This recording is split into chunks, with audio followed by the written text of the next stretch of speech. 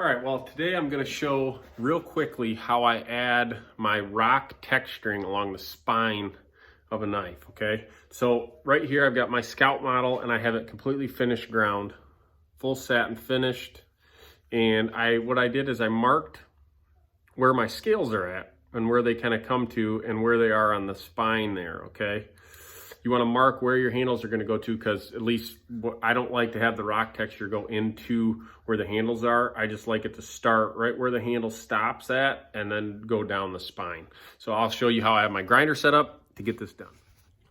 Okay, so I'm going to do this with a 120 grit belt. And I have the grinder obviously in the horizontal position with a small wheel attachment. This is, I believe, the 1/2 inch wheel.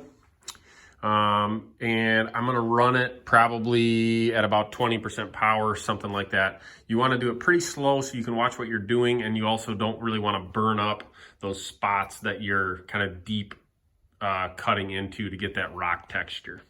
So the key to this is randomness and getting it to be as random as possible, which is kind of hard actually. And what I do is I start on one side and I make lots of random divots on each side, and I try to get them to not line up.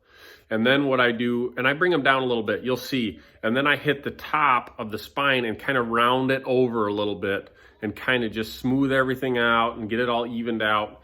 And it turns out looking pretty good. So I'm gonna actually probably just set the camera up on the grinder here and quickly show you guys the little technique that I use to do it. Everybody can do it differently, but at least how I do it, and it'll give you guys an idea if you want to try it out. And yeah, but that's the knife I'm doing it on. And this is getting stonewashed too. So that's something you might want to look into. If you're gonna maybe leave it satin, you might want to do it with a higher grip belt, maybe a 240, something like that. But this 120 worked good in the past, so I'm gonna go with that and yeah, see how it goes.